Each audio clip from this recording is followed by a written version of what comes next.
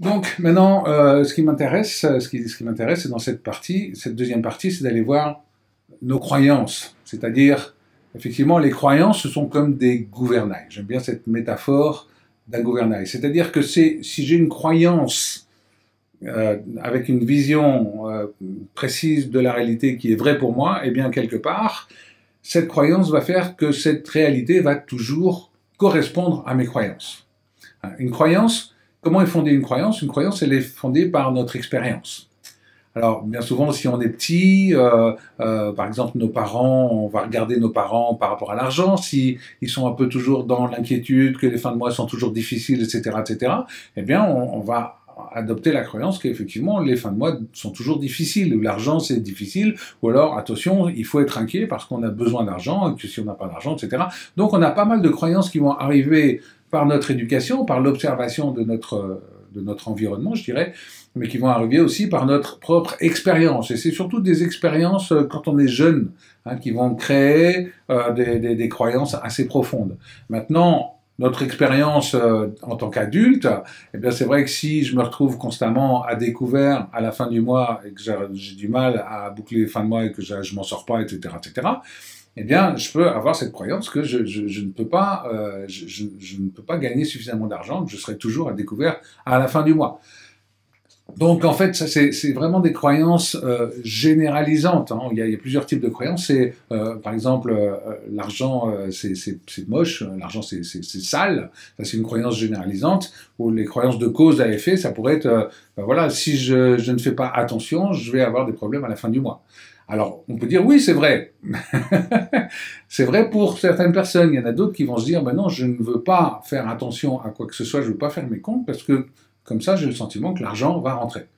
Et peut-être que dans cette réalité, cette autre réalité, pour cette personne, l'argent rentre parce que justement, elle n'y prête pas attention, elle n'accorde pas d'importance et quelque part, elle a toujours ce qu'il faut pour boucler sa fin de mois. Donc, on voit que les croyances, c'est vraiment des conséquences de notre expérience, ce sont des gouvernails. Et donc, ce sont des gouvernails qui vont avoir des conséquences dans tous les domaines de notre vie. C'est pas juste dans le domaine de l'argent, mais les hommes sont tous des égoïstes. Ça veut dire que voilà, peut-être que cette personne va avoir du mal à rentrer dans une relation de couple. Où les femmes vont nous trahir. Si je me mets avec une femme, elle va me trahir à un moment ou à un autre. C'est une autre croyance qui va faire que peut-être qu'il va... Voilà. Et d'ailleurs, c'est amusant de voir comment se met la conséquence d'une croyance. Je prends l'exemple de cette croyance. Si je me mets en couple, je vais me faire trahir. On peut dire qu'une personne qui a cette croyance, elle part du principe qu'elle va se faire trahir. Donc, qu'est-ce qu'elle va faire? Elle va peut-être mettre en place des moyens de contrôle. Elle va vouloir vérifier que, etc. Donc, contrôler. Et ce faisant, elle va peut-être mettre tellement de pression sur la personne, sur son conjoint, qu'à un moment ou à un autre, le conjoint va dire, écoute, t'es gentil, mais voilà, je m'en vais.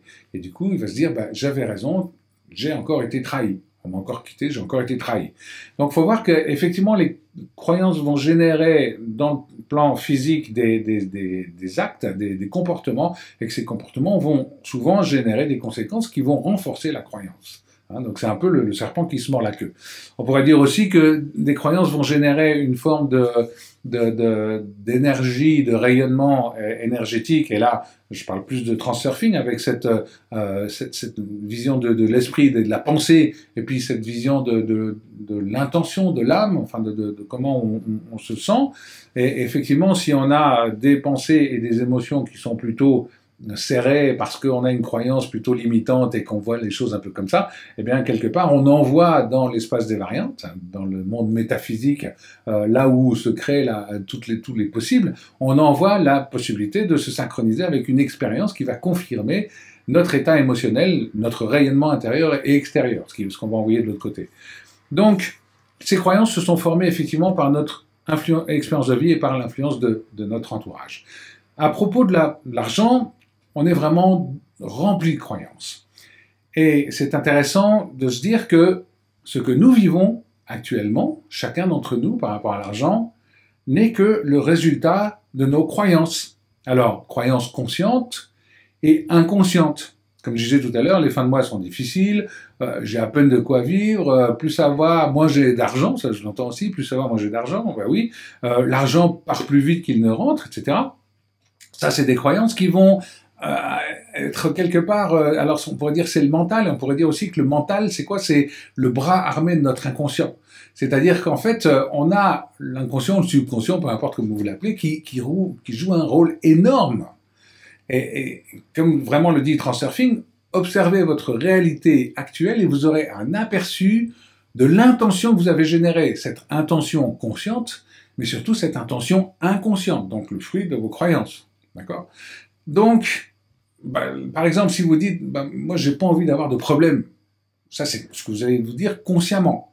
D'accord? Donc je ne veux pas avoir de problème, je veux que ma vie soit toujours libre, tranquille, etc., sereine et compagnie. Mais alors, comment se fait-il qu'ils arrivent?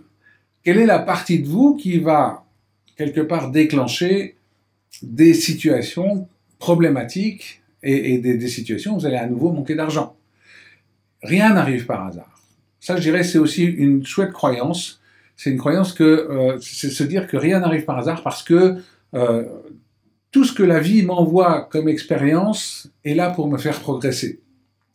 Donc, si j'ai des situations récurrentes qui arrivent, si j'ai toujours des problèmes avec l'argent, si j'ai toujours des choses comme ça, eh bien, c'est quoi? C'est que c'est un message qui m'est envoyé par la vie, par le monde, par la matrice, par mon âme, peu importe, voilà, mais c'est un message qui me dit, change quelque chose en toi. Et on verra tout à l'heure, après, effectivement, comment on peut s'y prendre pour changer quelque chose en soi. Donc, qu'est-ce qui fait que ça arrive? Eh bien, c'est pas le fruit du hasard, c'est qu'il y a encore une fois des choses en moi qui vont générer des situations qui correspondent pas à ce que je veux.